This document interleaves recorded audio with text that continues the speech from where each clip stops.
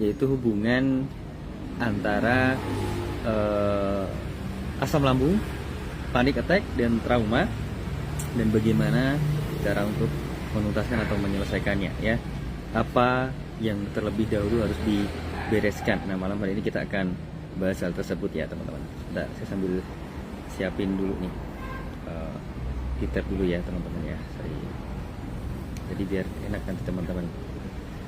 Nah, oke teman-teman, saya sengaja mundurkan ya waktu diskusinya 5 menit dari yang seharusnya. Kenapa? Karena biar teman-teman yang mungkin nanti terlambat untuk nyimak atau terlambat untuk hadir nggak ketinggalan materi yang akan kita sampaikan pada kesempatan malam hari ini.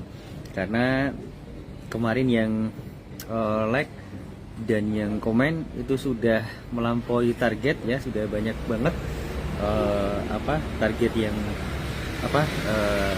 terlampaui gitu ya. Ya mau nggak mau kita akan sampaikan materi itu pada malam hari ini teman-teman. Sekali lagi sebelum kita mulai live ya teman-teman, saya selalu bilang bahwa usahakan siapkan note, siapkan catatan ya teman-teman, agar apa yang nanti kita sampaikan ke teman-teman itu bisa teman-teman catat poin-poin pentingnya. Kemudian poin-poin penting tadi juga bisa segera teman-teman implementasikan atau teman-teman segera praktekkan juga gitu ya. Biar apa? Biar nggak mubazir. Nanti kalau cuman disimak tapi nggak dipraktekin gitu ya, ya nanti kan nilai manfaatnya berkurang gitu ya. Meskipun itu bermanfaat ya, menurut teman-teman itu bermanfaat, tapi kalau nggak diimplementasikan kan juga akan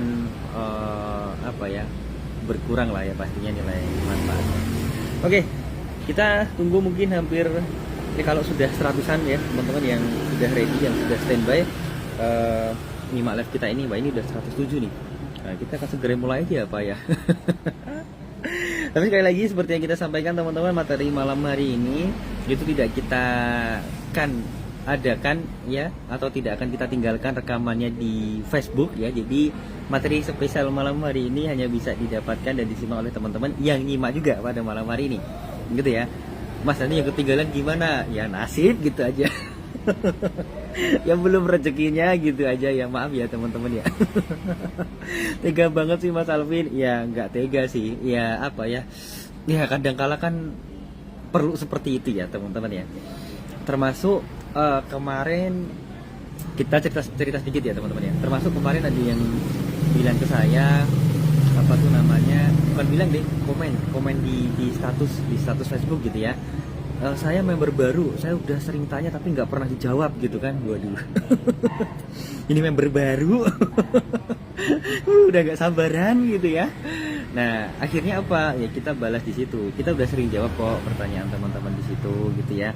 Memang ya kadang kalau kita jawab, kadang mungkin belum sempet juga, tapi kita kan juga sering mengadakan agenda live SM Talks Q&A atau tanya jawab. Nah, di situ kita jawab tuh pertanyaan teman-teman biasanya gitu kan. Artinya apa? Kita nggak sepenuhnya nggak jawab, kita jawab tapi dengan cara yang berbeda. Nah, ini sekedar catatan nih bagi teman-teman yang mungkin baru pertama kali nyimak SMID Solution gitu ya. Nggak usah gampang baper deh ya, sabar ya. Karena apa? Anda pun kalau misalkan sudah follow atau like SMID Solution, kemudian berharap solusi yang instan, apa nih caranya, gimana gitu ya, besoknya bisa sembuh gitu ya. Kita nggak punya cara itu teman-teman gitu ya. Jadi mohon maaf banget kita udah mengecewakan. Kenapa? Ya kalaupun ada cara itu pasti kita udah kasih tahu sejak awal ke teman-teman. Kalau ada cara itu, setahun lebih lah ya SMID berdiri ini, saya nggak perlu ngadain live kayak gini teman-teman. Kalau ada cara yang instan, kan gitu ya. Kenapa? Ya udah, saya cuma butuh satu video, kasih tahu teman-teman cara yang instan gitu kan. Ya udah, saya running aja terus video itu. Bahkan saya boost dengan iklan pun nggak ada masalah. Kalau itu solusi yang instan, satu-satunya dan cepet banget gitu kan. Nah, kenyataannya nggak ada, gitu kan. Nah, nanti kalau kita kasih seperti itu, teman-teman taunya kita cuman ya mungkin jualan obat lah, jualan apa gitu kan ya. Nanti teman-teman beli obatnya, dikonsumsi, besoknya ada perkembangan gitu ya, tapi besoknya atau lusanya sakit lagi ya, bingung lagi gitu kan. Nah, kita kan nggak gitu teman-teman. Maka terkhusus dan terwabil spesial gitu ya bagi teman-teman yang baru pertama kali nyimak SMED Solution. Sabar ya teman-teman, ikuti aja dulu flow-nya, ikuti aja dulu diskusinya di grup gitu ya, ikuti dulu aja konten-konten live kita seperti ini, ikuti aja dulu konten di YouTube channel SMED Solution gitu ya. Karena yang paling pasti ya teman-teman, bukan soal Anda sembuhnya atau tidak, bukan soal itu teman-teman ya, bukan soal Anda akan merdeka atau tidak, bukan soal itu. Seperti yang kita sampaikan kemarin ya, ini adalah soal ibarat kata teman-teman mau bangun rumah ya, teman-teman belum tahu bagaimana cara bangunnya ya, tapi sudah beli semennya, sudah beli pasirnya, sudah beli batu batanya, sudah beli besinya, sudah beli gentengnya, semuanya sudah dibeli, semuanya datang, bahan-bahannya itu lengkap gitu ya. Teman-teman akhirnya bingung, loh gimana nih ya cara bangunnya gitu ya, bikin fondasinya gimana ya, wah ini bahan-bahannya udah ada semua nih, gimana nih ya. Akhirnya kan malah bingung. Kenapa? Karena belum tahu bagaimana rencana untuk membangun rumah gitu loh. Sama mau merdeka mau sembuh, nggak cuma sekedar Anda beli, mohon maaf ya, obat apa, herbal apa, nggak gitu teman-teman. Anda masuk ke sini kalau pengen tahu resep sehatnya apa, scroll aja deh di Instagram, itu kan lebih mudah tuh ya nyarinya ya, udah sering kita share di sana juga. Tapi bukan itu yang utama. Fondasi untuk sembuhnya dulu itu yang paling utama teman-teman. Nah, membangun fondasinya itu gitu ya, butuh ini, butuh pikiran kita gitu ya. Dan pikiran kita butuh sabar untuk memahami polanya, untuk memahami strukturnya. Gitu. Kenapa? Ya karena itu yang kita sampaikan di teman-teman yang mentoring, maka butuh waktu 30 hari itu ya seperti itu. Seminggu pertama kita bangun dulu fondasinya gitu ya. Nanti seminggu pertama teman-teman di mentoring udah mulai mengenali diri mereka sendiri, akhirnya menemukan sebab sakitnya apa. Udah ketemu sebab sakitnya, kita beresin sebabnya gitu kan. Nah nanti mulai masuk minggu kedua, kenapa kita berani tantang teman-teman untuk makan makanan yang dipantang, untuk berpuasa, untuk ngelakuin hal-hal yang selama ini ditakutkan, termasuk punya trauma apa, punya ketakutan apa gitu ya. Misalkan di keramaian gak berani, sholat jamaah di masjid gak berani, naik motor pun gak berani, keluar rumah pun gak berani gitu ya, denger ambulan pun gak berani, dengar suara burung pun nggak berani, misalkan seperti itu. Nah itu kita beresin semuanya. Agar apa? Di minggu yang ketiga udah persiapan merdeka. Nah kalau fondasinya itu nggak dibentuk teman-teman ya, fondasi untuk mencapai kesembuhan itu nggak dibentuk, maka di minggu yang kedua hari ke-15 itu tadi nggak akan bisa ngelakuin itu semuanya. Kenapa? Karena fondasinya belum jadi. Gitu. Ada step-stepnya teman-teman. Gitu ya, jadi sabar ya teman-teman. Pokoknya saya akan selalu bilang dan mengulang terus deh, sabar ya. Kenapa? Ya karena Gusti Allah sendiri yang bilang kan bahwa innallaha ma'as-sabirin gitu ya, sesungguhnya Allah bersama dengan orang-orang yang sabar. Maka ketika sabar teman-teman hilang, udah nggak ada lagi, teman-teman bersama siapa? Sama siapa ya? Ya sama iblis kali. Ya mungkin kayak gitu ya teman-teman ya, kan Gusti Allah sendiri yang bilang innallaha ma'as-sabirin, sesungguhnya Allah itu bersama dengan orang-orang yang sabar. Nah kalau kita udah nggak sabar, kita bersama siapa? Kan nggak bersama Gusti Allah dong kalau kayak gitu ya. Padahal yang ngasih kesembuhan Gusti Allah. Nah kalau kita nggak bersama Gusti Allah, siapa yang akan ngasih kesembuhan kita? Kan gitu ya teman-teman ya, mohon maaf ya. Oke, yang penting sabar ya teman-teman, ikutin aja diikutin aja lah polanya gitu ya, diikutin aja flownya, alurnya seperti apa gitu ya. Karena tidak ada sesuatu yang instan di dunia ini ya. Kopi instan, mie instan, ya sekarang kita buat cepet instan gitu ya, jadi dalam waktu yang sangat singkat. Tapi asal teman-teman tahu, dulu sebelum kopi itu jadi instan, dulu sebelum mie itu jadi instan, itu butuh riset yang panjang banget teman-teman. Akhirnya menemukan sebuah formula bagaimana gandum itu nanti akhirnya diawetkan dengan bahan kimia tertentu yang bisa bertahan lama ketika dibungkus dalam sebuah kemasan. Akhirnya jadilah mie instan itu. Artinya apa? Sesuatu yang instan pun butuh proses untuk menjadikan itu instan. Gitu teman-teman. Paham kan yang saya maksud ya? Artinya apa? Nggak ada yang bener-bener instan. Karena yang instan pun butuh proses yang sangat-sangat lama banget. Kalau teman-teman cek di Google sejarahnya mie instan gitu ya, wow, yang nemuin itu proses menemukannya luar biasa teman-teman, risetnya. Oke ya teman-teman. Sedikit intermezzo sebelum kita mulai agenda malam hari ini, udah ada sekitar 170 teman-teman yang hadir. Langsung aja kita mulai agenda kita pada malam hari ini terkait dengan panic attack, kemudian trauma dan asam lambung. Apa keterkaitannya gitu ya? Dan bagaimana atau mana yang pertama atau terlebih dahulu harus dibereskan atau harus diselesaikan ya. Oke. Tangannya sambil siap-siap di kolom komentar ya teman-teman. Kita sambil mau tanya nih sama teman-teman gitu ya. Menurut teman-teman, dari 3 itu tadi, mana yang terlebih dahulu muncul? Ya, asam lambungnya dulu yang kambuh, atau traumanya dulu, atau panik attack-nya dulu teman-teman? Mana yang terlebih dahulu muncul menurut teman-teman? Coba diketik di kolom komentar. Kita sambil menggalinya dari sisi atau sudut pandangnya sudut pandangnya teman-teman ya. Jadi mana dulu? Asam lambungnya dulu, traumanya dulu, atau panik attack-nya dulu? Mana dulu teman-teman? Coba sambil digali biar ketemu tuh struktur berpikirnya yang mana. Karena ini hal yang penting ya teman-teman ya. Masalah itu akan selesai asal kita tahu apa yang menyebabkan masalah itu muncul terlebih dahulu. Gitu. Nah, urutannya gimana nih? Nah, kita nyelesain dari mana? Nah, itu penting banget. Gitu. Jadi paniknya dulu, traumanya dulu, atau asam lambungnya dahulu? Gitu teman-teman. Oh, ini ada yang jawab nih. Mas Salim nih, paniknya dulu. Mbak Vira trauma, Mbak Winda trauma, Mbak Elvina trauma, Mbak Siti paniknya dulu, Mbak Putu asam lambungnya dulu, Mah Bilal oh enggak, Mbak Ustri asam lambungnya dulu, Mbak Desi traumanya dulu, Mbak Rita traumanya dulu, Mas Adil bontang hadir.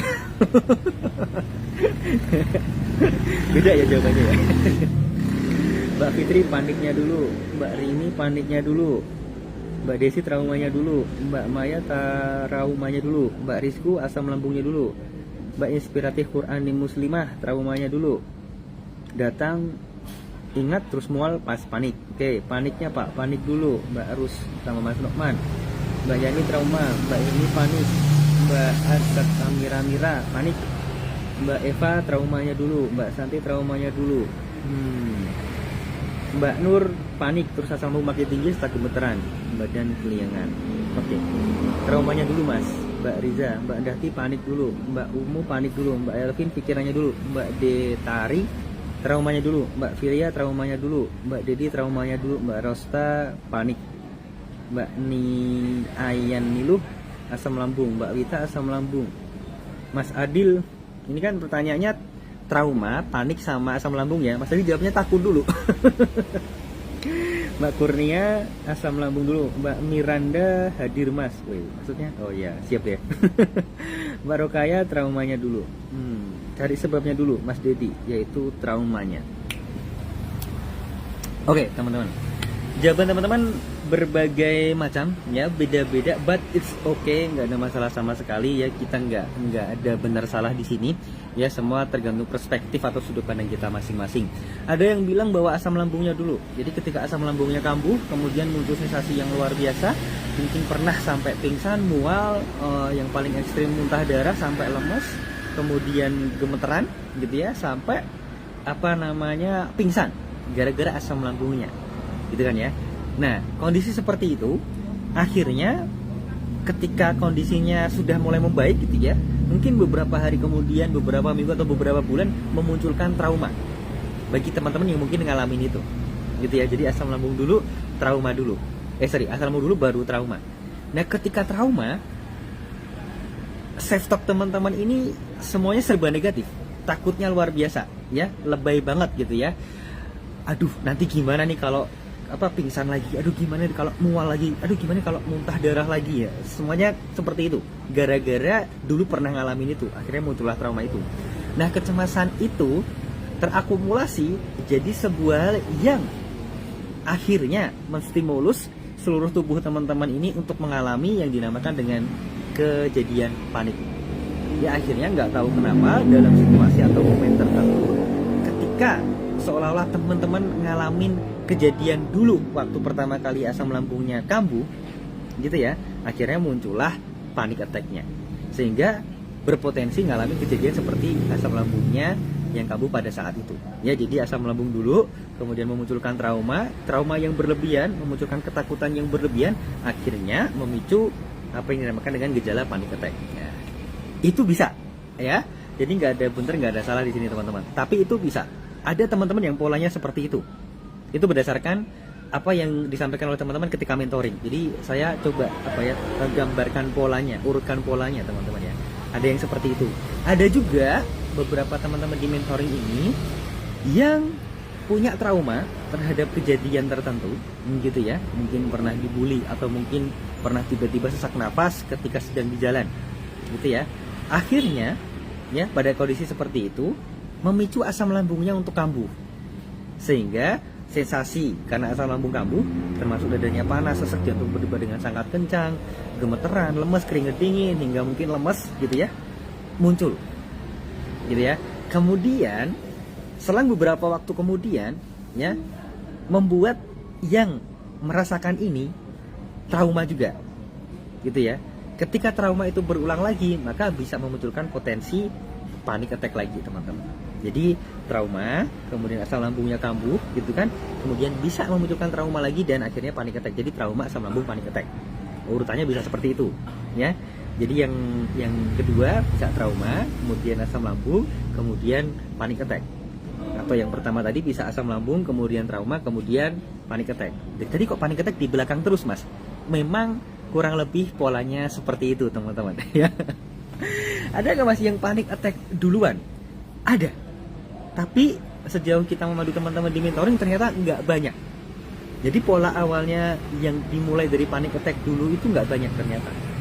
Yang paling banyak itu dimulai dari trauma.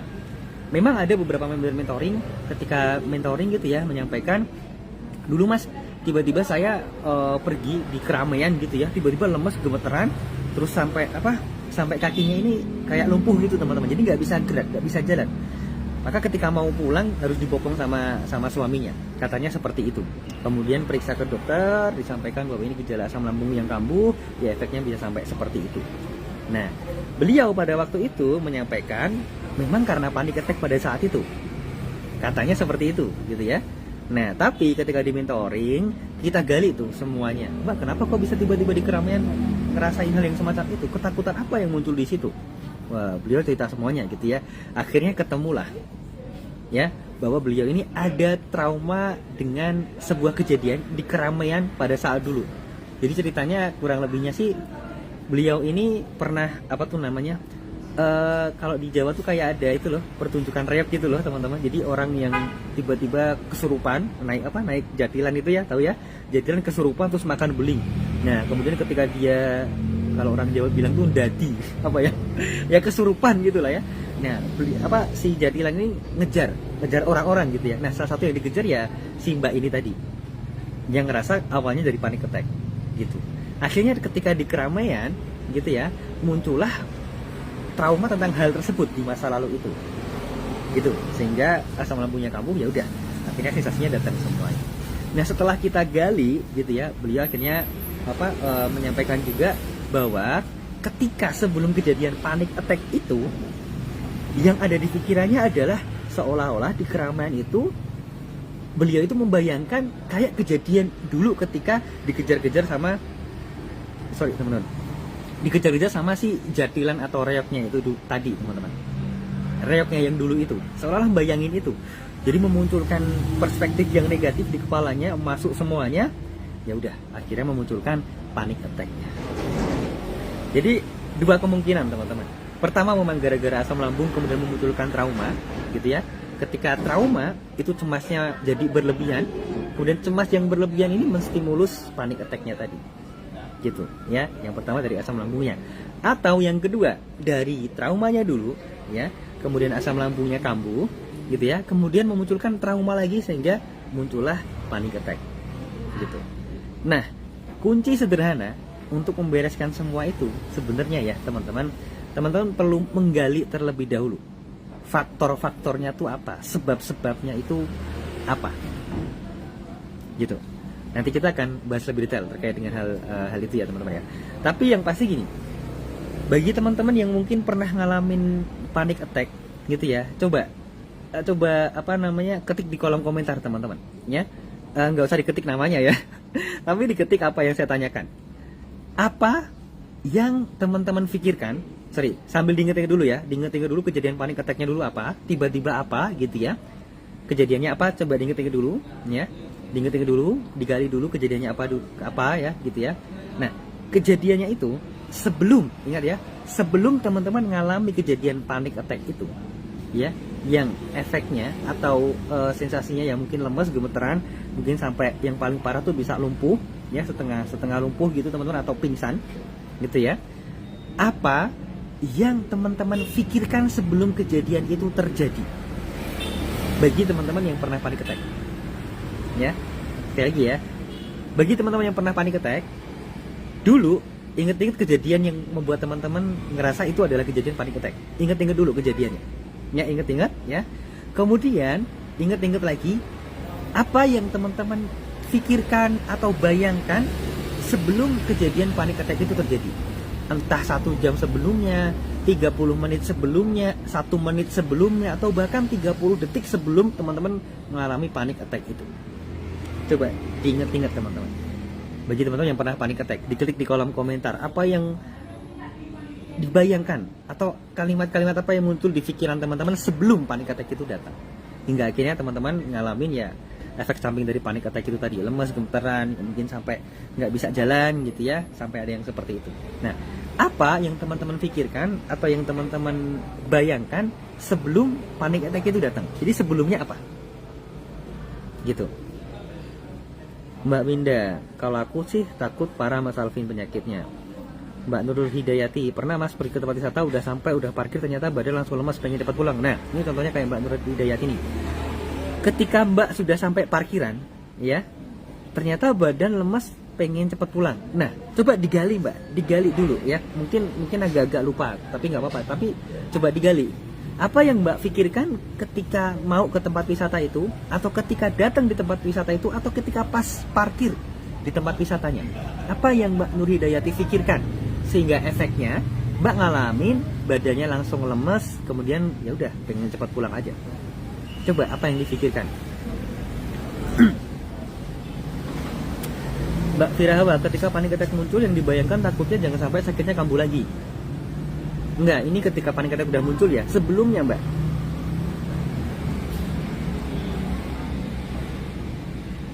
Nggak tahu Mbak Evi, kayaknya biasa-biasa aja, tahu-tahu pas menyerang kayak mau padahal sebelumnya happy-happy aja Mas, bagaimana dong? Makanya bingung. Nah, kalau masih bingung berarti belum ketemu why-nya gitu ya, sebabnya belum ketemu.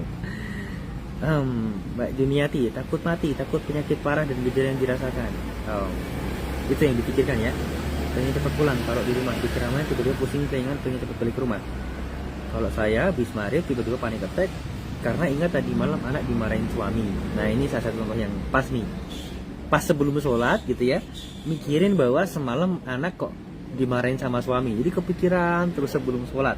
Akhirnya sholatnya nggak tenang, malah memunculkan seperti yang Mbak Maya sampaikan tadi itu ya. Oh, Mbak Rina, apanya vertigo? Takut vertigonya kambuh. Nah, ini artinya kan ada traumanya dulu ya Mbak Rina ya. Jadi traumanya itu vertigo dulu ya. Kemudian asam lambung, terus takut kalau vertigonya kambuh. Mungkin untuk panic attack itu tadi ya. Mbak Devita, saya selalu mikir saudara saya yang ada yang meninggal gara-gara asam lambung juga, terus langsung nyesek deh Mas. Oke, bisa dipahami. Mas, kalau saya takut anak sakit pikirannya sudah nggak karuan. Nah, ini unik teman-teman. Setiap orang tua pasti mengalami hal yang sama, dan saya sering banget denger itu disampaikan oleh teman-teman yang ikut mentoring. Jadi kalau anak sakit ya, wah itu pikirannya udah nggak karuan gitu ya, cemasnya udah berlebihan. Nah, sebenarnya itu hal yang normal teman-teman. Cuman kalau itu berulang-ulang terus akhirnya jadi yang nggak normal. Termasuk yang berulang terus sakitnya anak, atau yang berulang itu adalah cara kita merespon dengan cemas yang berlebihan itu. Akhirnya jadi sesuatu yang nggak bagus gitu ya. Nah, solusinya gimana kalau ini? Takut kalau anak sakit pikirannya sudah nggak karuan. Coba Mbak konsultasikan dulu ke dokter anak ya terutama.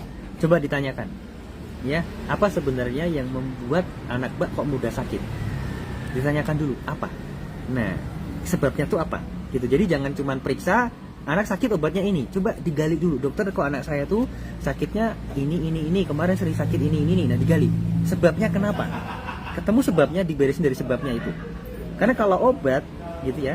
Kalau anaknya sering sakit, sering itu kan berarti nggak cuma sekali ya, berarti berulang ya teman-teman.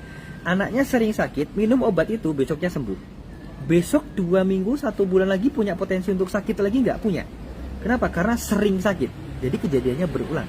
Nah dia sering sakitnya itu karena apa? Nah itu perlu digali. Nah teman-teman yang punya anak perlu tanya ke dokter yang lebih paham hal tersebut gitu ya. Kenapanya? Mungkin imunitas tubuhnya nggak bagus. Banyak banget faktornya. Kalau udah di breakdown tuh, wah banyak gitu ya. Mungkin karena yang dimakan anak mungkin sesuatu yang kebanyakan junk food itu bisa jadi juga. Banyak faktornya. Itu perlu digali terlebih dahulu. Nah membereskannya itu dari situ teman-teman.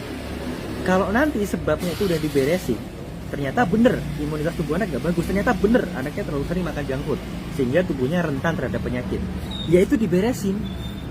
Kalau itu udah diberesin, diganti semuanya, akhirnya dia nantinya nggak rutin makan junk food gitu ya, imunitas tubuhnya dinaikkan dengan cara mungkin sering diajak diskusi ya, sering diajak ngobrol, sering diajak jalan-jalan. Ya jalan-jalan bukan berarti yang mahal, bukan ya, jalan-jalan naik motor lah keliling gitu ya, emosionalnya dibagusin gitu ya, diperbaiki, hubungan orang tua sama anaknya diperbaiki, kemudian rutin konsumsi minyak zaitun, rutin konsumsi madu juga ya, misalnya nanti tidak berpotensi untuk sakit, untuk sering sakit gitu ya.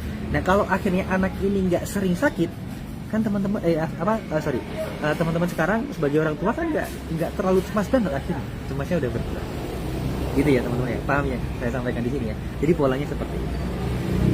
Oke, selalu mikir sudah meninggal sudah ya. Kalau saya di luar rumah tempat yang ramai ada pikiran itu mas, takut pingsan, sesak nafas, takut gitu. Nah artinya ada trauma bahwa Mas Nokman ini pernah ngalamin itu kan gitu ya mas ya. Banyak bunyi ambulan, rumah saya dekat jalan raya, banyak orang meninggal, itu nyebabin oh baru-baru ini ibu sepupu saya meninggal juga. Oke. Takut kambuh mas, ulu hati luar biasa sampai punggung. Oke. Mbak Rahel, Mbak Azab, waduh namanya kok agak sayang Mbak ya, Azab Kairamira.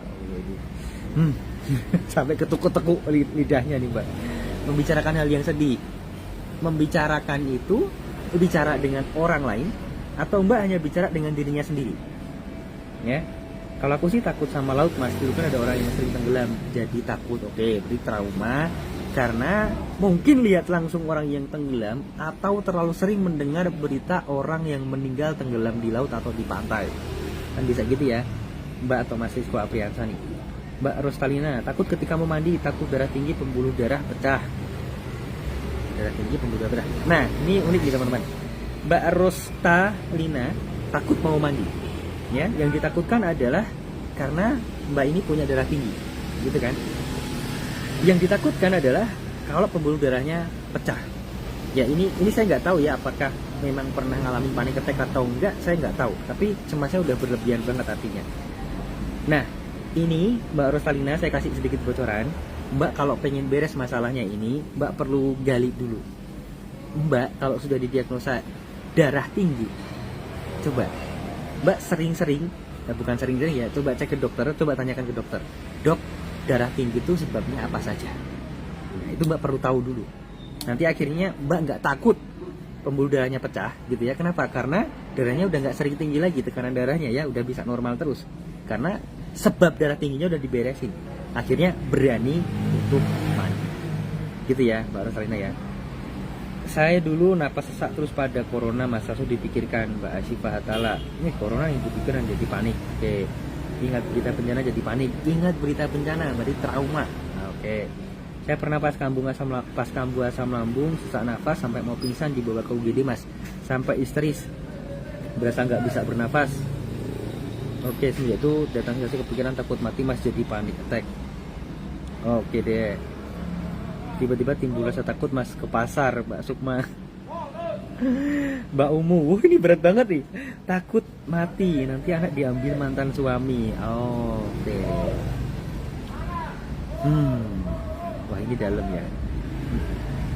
Semangat ya Mbak Umu ya. Semangat Mbak Umu ya. Persis banget tuh tadi deh ya. Bangun tidur jam 4 terus tiba-tiba badan lemes kayak mau mati. Oke, takut perutnya sakit mas. Enak naik motor tiba-tiba panik lemas sesak, sampai sekarang takut naik motor lagi. Kalau ada temen apa istri biasanya lancar. Oke. Oke teman-teman. Nah, jadi yang disampaikan teman-teman ini mengindikasikan bahwa kejadian, mungkin entah teman-teman tahu bahwa itu panic attack atau enggak, pernah ngalamin atau enggak, gitu ya. Tapi kalau disampaikan kayaknya teman-teman pernah ngalamin itu, cuman mungkin belum tahu kalau itu adalah serangan panik gitu ya. Rata-rata berawal dari masalah trauma. Ya ada tadi yang dari asam lambung, tapi nggak banyak ya. Tapi rata-rata dari trauma, gitu teman-teman.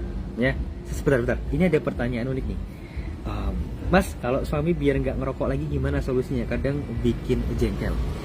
Mbak, cowok, saya cowok ya mbak. Dan kalau saya sih nggak ngerokok, alhamdulillah ya. Cowok itu nggak bisa diminta untuk nggak tiba-tiba nggak melakukan apa yang dia sudah biasakan.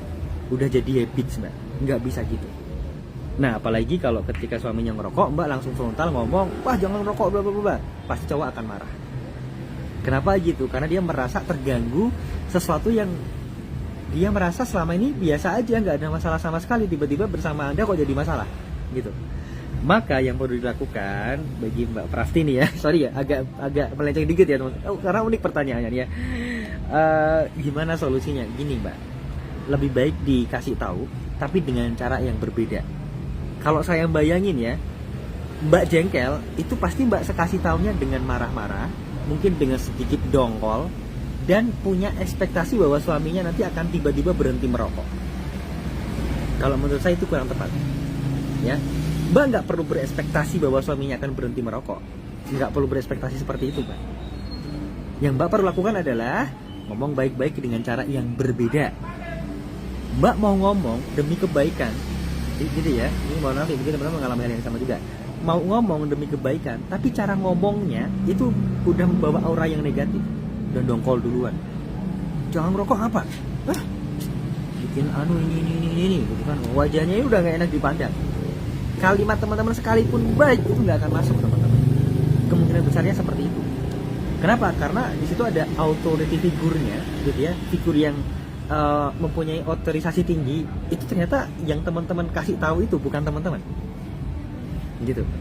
Maka jangan ngomong dengan cara seperti itu. Jangan ngomong dengan membawa aura yang negatif.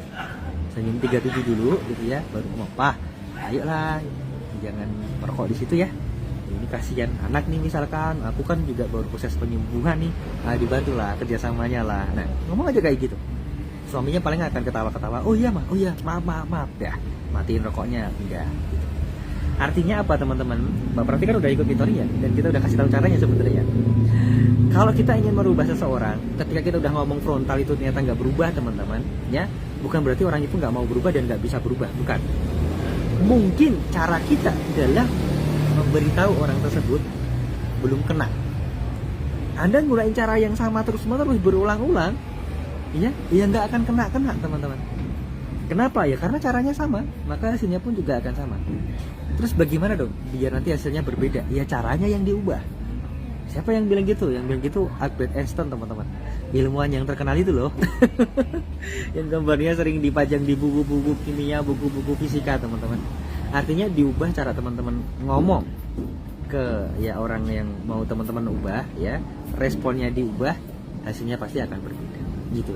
Oke, kita balik lagi ke materinya terkait dengan panic attack, trauma, dan juga asam lambung. Nah, harapan saya dari yang disampaikan teman-teman sendiri di kolom komentar ini tadi, teman-teman sudah mulai paham bahwa permasalahan utama yang teman-teman alami itu adalah dari masalah traumanya.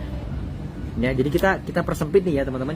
Jadi gini, ini panic attack, terus kemudian ini asam lambung, kemudian ini trauma. Trauma kemudian memunculkan kecemasan yang berlebihan, membuat asam lambung kambuh, memunculkan sensasi yang teman-teman rasakan selama ini, kemudian memunculkan panic attack dan memunculkan sensasi karena panic attack juga. Jadi polanya kan kayak gitu. Nah, sekarang kita persempit teman-teman pembahasannya biar teman-teman lebih mudah nanti untuk menyelesaikannya bagaimana. Trauma menyebabkan asam lambung naik, ya, kemudian menyebabkan panic attack, gitu ya teman-teman ya.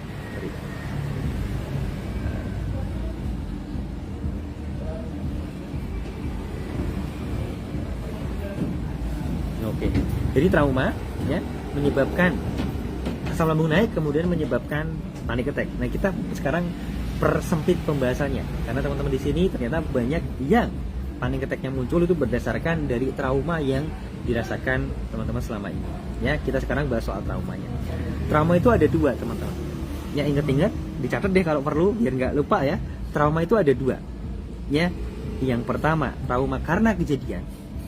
Ya, kayak tadi tuh ada yang lihat laut, takut karena pernah lihat orang yang tenggelam di laut, misalkan seperti itu kan sebuah kejadian. Gitu ya. Jadi kelihatan tuh, gitu ya, bisa dilihat dengan mata. Dan kejadian itu bisa diulangi lagi yang di masa yang sekarang. Bukan berarti kita ngelihat lagi orang meninggal di laut, bukan ya, tapi ngelihat lautnya lagi kan bisa ya, ngelihat lautnya lagi itu bisa ya, bukan lihat di laut lihat orang meninggal lagi cari orang meninggal, mana nih orang meninggal di laut gitu kan, bukan gitu ya teman-teman ya, maksudnya kejadian lihat lautnya lagi, nah, kan gitu ya. Trauma naik motor pernah jatuh akhirnya nggak berani naik motor lagi, naik motornya kan bisa diulangi lagi gitu ya kejadiannya. Nah, itu adalah trauma karena kejadian, itu yang pertama. Yang kedua adalah trauma karena faktor emosional. Ya, kalau kayak tadi Mbak siapa tadi ya? Mbak Umu kalau nggak salah, ya mohon maaf ya, saya jadikan contoh ya karena real case ya Mbak Mbak Umu ya. Jadi biar lebih mudah teman-teman memahaminya. Takut kalau meninggal anaknya diambil sama mantan suaminya. Kalau mantan artinya sudah pisahan. Gitu ya, ini mohon maaf nih Mbak Umu nih ya. Nah, artinya apa? Mungkin ada apa ya dalam tanda kutip ya, trauma yang berkaitan dengan emosional yang dihadapi oleh Mbak Umu ini, sehingga takut bahwa itu akan dialami oleh anaknya gitu. Dan kejadian itu mungkin tidak akan bisa terulang lagi, bukan tidak mungkin bisa ya, maksudnya tidak akan mudah untuk terulang lagi gitu ya, tapi itu membekas banget. Nah, yang menyentuh sisi emosionalnya Mbak Umu, menyentuh sisi batinnya Mbak Umu gitu ya, paham ya teman-teman ya. Nah, contoh lagi nih, misalkan ada salah satu member mentoring yang menyampaikan bahwa beliau ini pernah panic attack, tiba-tiba lemes, tiba-tiba lumpuh gitu ya. Itu dikarenakan dulu pada waktu kecil itu sering dibully.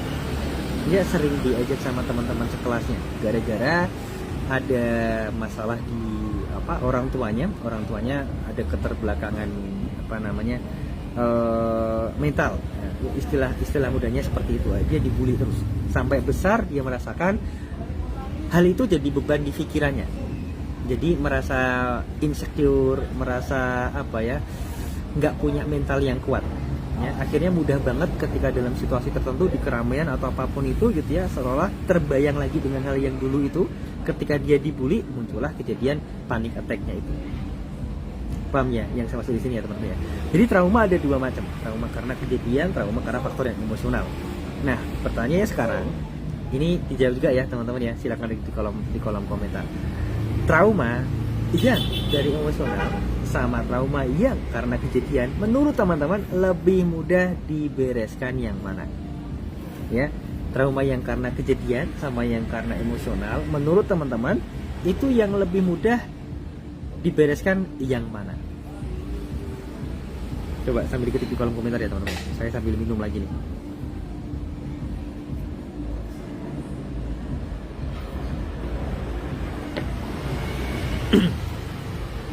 Ya, menurut teman-teman, trauma karena emosional dan karena kejadian itu lebih mudah dibereskan yang mana?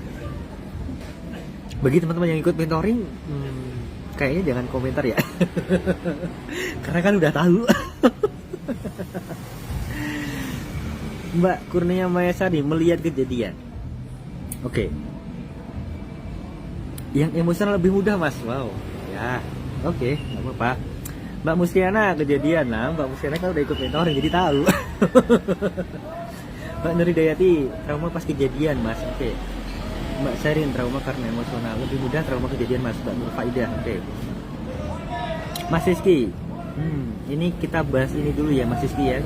Jadi komen sesuai dengan alur diskusi kita ini ya biar enak ya. Mbak Evi kejadian, Mbak Fitri kejadian, Mbak Miranda kejadian, Mbak Rusnifa kejadian, Mbak Fira karena kejadian, Mas Adil karena emosional, trauma emosional, Mbak Inspiratif Qurani yang emosional, Mbak Desi trauma karena emosional, Mbak Deda trauma yang kejadian, Mbak Uun yang emosional, Mbak Irma saya alami, oke.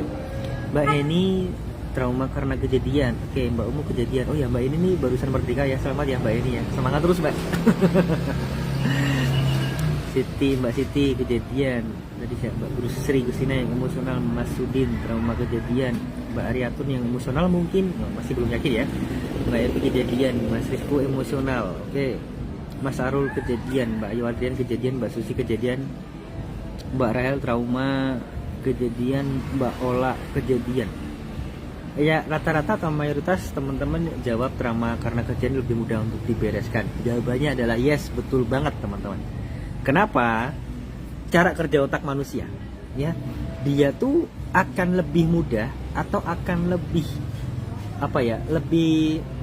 lebih mudah membayangkan, ya, sesuatu yang kira-kira secara realita itu bisa terjadi dan diri ini bisa melakukan. Itu lebih mudah dibereskan trauma karena kejadian, ya. Dan kayak tadi naik motor, misalkan lihat laut, takut ketinggian, terus apa lagi, mungkin di keramaian, terus mungkin sholat jamaah di masjid gitu ya, yang sering dialami oleh teman-teman yang ikut mentoring gitu ya. Itu semua bisa atau lebih cepat untuk dibereskan trauma karena kejadian. Nah caranya gimana mas? Simple teman-teman. Teman-teman ini solusinya nih ya, dicatat nih solusinya. Solusi untuk membereskan trauma karena kejadian itu sederhana, ya. Apa itu? Lakukan lagi, ya, kejadian tersebut di masa yang sekarang terus menerus atau berulang. Lakukan terus. Gitu. Itu solusinya. Teknisnya gimana mas? Nggak cukup nanti waktunya kita bahas. Kalau teknisnya detail banget nanti. Ya, teknisnya detail banget. Tapi kata kuncinya, solusinya, trauma karena kejadian itu bisa dibereskan, ya, dengan kita mengalami lagi kejadian yang kita rasakan di masa kejadian yang kita takutkan itu, yang kita trauma itu gitu ya, di masa yang sekarang secara terus-menerus maupun berulang-ulang. Jadi naik motor terus, lihat laut terus gitu kan. Coba sholat di masjid berjamaah paling depan lagi gitu kan, lakukan itu terus-menerus. Di keramaian, di pasar lagi, misalkan ke pasar lagi, lakukan itu terus, nanti hilang traumanya. Kok gitu mas? Lah ya itu yang dilakukan oleh teman-teman yang ikut mentoring. Beres semuanya. Mas aku sekarang udah berani naik motor lagi, mas alhamdulillah nih, jamaah soft paling depan sholat Jumat tadi aman, wah misalkan kayak gitu ya. Dan juga yang mas ke pasar lagi udah aman lagi, padahal dulu di pasar tuh ini cerita tadi gitu teman-teman. Ada satu pemberi mentoring yang menyampaikan bahwa di pasar itu dulu ada, bukan dulu ya, sekarang pun masih ada, member ikut mentoring ini dulu sering makan di tempat makan, kayaknya soto kalau nggak salah ya, tempat makan itu sama adiknya atau sama saudaranya lah, saya lupa ingat. Nah yang saudaranya ini sudah meninggal, jadi yang sakit ini kalau ke pasar dan lewat tempat makan itu tadi, tempat soto itu tadi, trauma dan kepikiran lagi kenangan atau memori dengan adiknya yang meninggal ini. Nah, ikut mentoring kita tantang, Mbak, karena udah tahu caranya, besok seminggu ini diusahakan makan soto di tempat itu terus, berulang-ulang, terus-menerus, ya, diulang-ulangin terus. Lewatlah ke pasar itu, mampir lagi, makan soto lagi, pokoknya kayak gitu diulangin terus ya, paling nggak 7 hari ke depan. Loh kenapa mas? Ya, Mbak lakuin aja. Tapi caranya udah tahu kan, ya udah tahu, Mbak udah lakuin aja. Dan alhamdulillah beres teman-teman sekarang, nggak takut-takut lagi. Nah traumanya hilang. Iya, udah nggak takut-takut lagi. Keramaian, mampir di soto itu juga udah nggak takut-takut lagi. Ada yang sampai segitu ya mas? Ada. Ya karena ikatan emosionalnya kuat banget. Kan saudaranya atau mungkin adiknya gitu ya. Kuat banget ikatan emosional. Nah itu trauma karena kejadian. Solusinya adalah teman-teman harus mengalami lagi ya kejadian yang teman-teman takutkan itu di masa yang sekarang terus-menerus dan berulang-ulang. Itu kata kuncinya, itu solusinya. Sudah dipahami ya di sini ya teman-teman ya. Kemudian kalau trauma yang karena emosional, ya, apakah sama harus ngalamin kejadian lagi itu? Misalkan trauma karena dibully, trauma karena ngelihat, mohon maaf nih ya, mungkin orang tuanya bertengkar, gitu ya, bertengkar hebat sampai semua barang di rumah pecah semua, gitu kan? Masa sekarang iya harus pecahin piring lagi, pecahin gelas lagi, gitu ya teman-teman? Enggak gitu. Kalau yang trauma karena emosional enggak gitu caranya ya. Kalau teman-teman pecahin piring gelas lagi kan takut tuh seluruh isi rumah. Gini kenapa kok tiba-tiba semua dipecahin gitu ya? Padahal kejadiannya udah dulu banget ketika teman-teman kecil, sekarang udah dewasa, udah punya anak, mungkin tiba-tiba pecahin gelas, pecahin piring kan jadi lucu ya. Jadi bukan diberesin soal kejadiannya. Jadi teman-teman nggak apa, jangan malah jangan ya, jangan ngulangi lagi kejadian itu di masa yang sekarang. Kalau ngulangi lagi, ngelakuin lagi kejadian itu berulang kali, seluruh piring gelas di rumah pecah semuanya gitu ya. Nah, kalau trauma yang karena emosional, tidak ada cara lain ya teman-teman ya, tidak ada cara lain selain teman-teman bener-bener harus bisa memaafkan dan mengikhlaskan kejadian yang ada di masa lalu ya, memaafkan dan mengikhlaskan dengan tuntas, itu solusinya ya. Kalau teman-teman yang sudah punya buku 5 langkah ampuh ini, sudah kita kasih tahu sih caranya di formula yang kelima ada. Teman-teman kalau nyimak di daftar isi itu ada di halaman 151 ya, di formula 5 cara memaafkan dan mengikhlaskan dengan tuntas. Saya rasa pasti bisa kalau trauma masalah emosional dibereskan, asalkan apa yang kita sampaikan di buku 5 langkah ampuh ini dipraktekkan, dilakuin. Kalau nggak dilakuin ya nggak akan beres. Kuncinya kan di situ. Buku ini bukan mantra, buku ini bukan yang tiba-tiba bikin teman-teman hilang traumanya gitu ya, trauma karena emosional tadi terutama ya, bukan. Tapi kalau teman-teman membaca, kemudian memahami dan mengimplementasikannya alias mempraktekannya, itu yang akan bikin hilang trauma karena emosionalnya tadi teman-teman, gitu ya. Paham yang saya maksud ya? Termasuk kalau teman-teman yang sudah punya buku Senyum 37 ini ya, di sini kita bereskan juga, kita kasih contoh juga, ada member mentoring, ada 2 kalau nggak salah, itu yang punya panic attack, kemudian trauma parah yang bertahun-tahun, alhamdulillah beres. Caranya bagaimana menyelesaikannya ada di buku ini, buku Senyum 37 ini, gitu ya. Jadi sekali lagi saya kasih solusinya.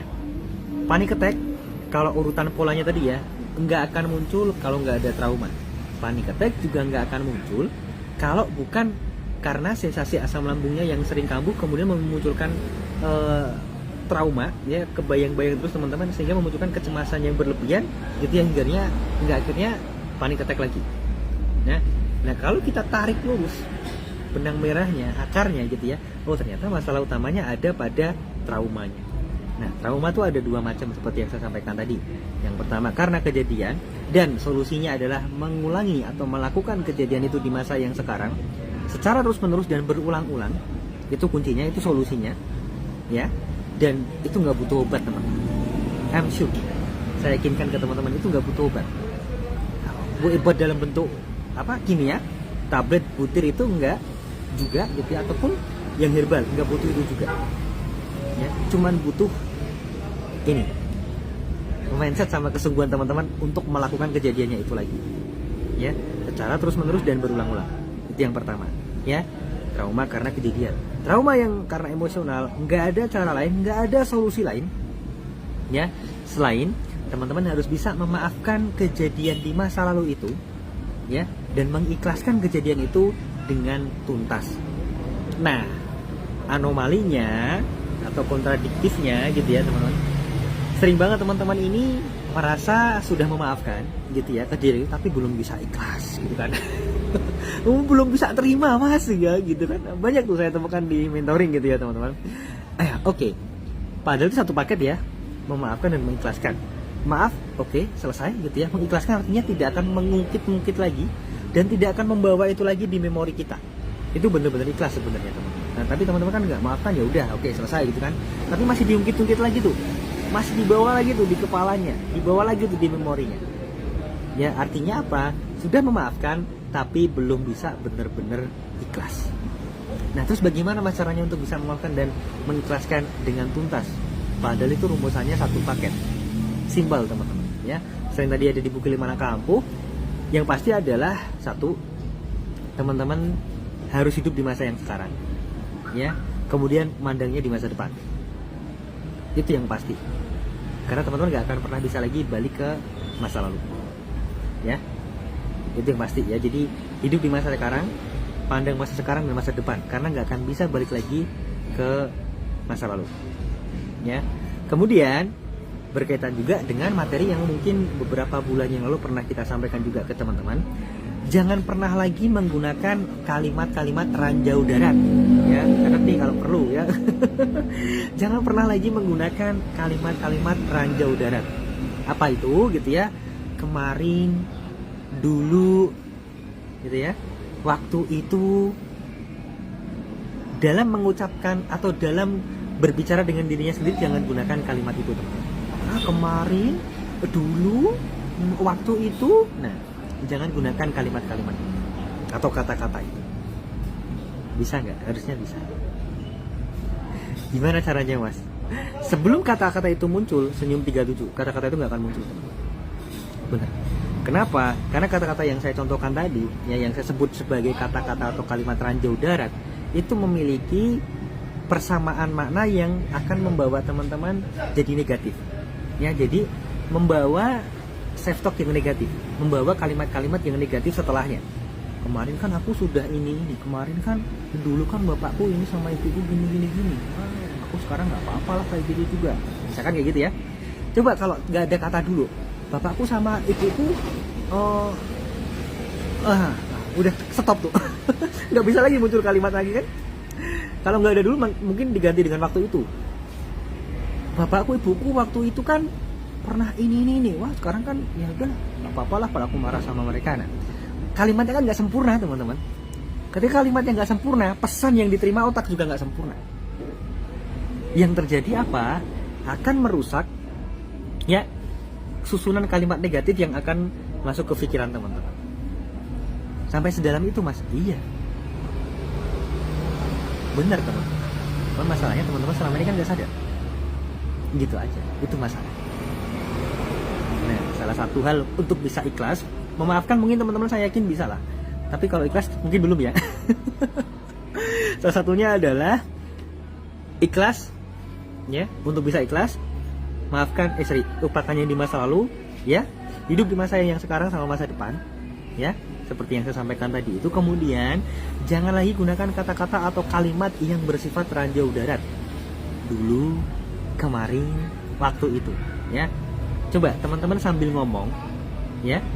Kalau teman-teman kepikiran lagi dengan trauma yang berkaitan dengan emosional itu, bisa nggak ngomong kalimat yang teman-teman ucapkan tanpa 3 kata itu tadi? Dulu, waktu itu, kemarin. Bisa nggak? Kayaknya nggak bisa. Yang terjadi apa? Ketika itu nggak bisa sempurna kalimatnya, otak kita ini nggak nangkep pesan yang disampaikan dari kalimat yang kita bicarakan dengan diri kita sendiri itu, teman-teman. Jadi self talk kita itu apa? Ya, buruknya bagaimana? Otak kita tuh nggak akan nangkep.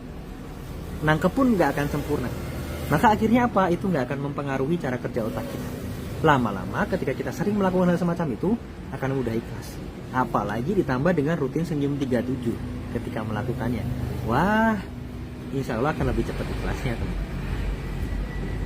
Ya, jadi sudah tahu ya polanya ya. Panic attack, ya, itu dipicu. Bisa karena trauma, bisa karena asam lambung. Ya. Tapi dari yang disampaikan teman-teman, dari komentar teman-teman ini lebih banyak dipicu karena trauma.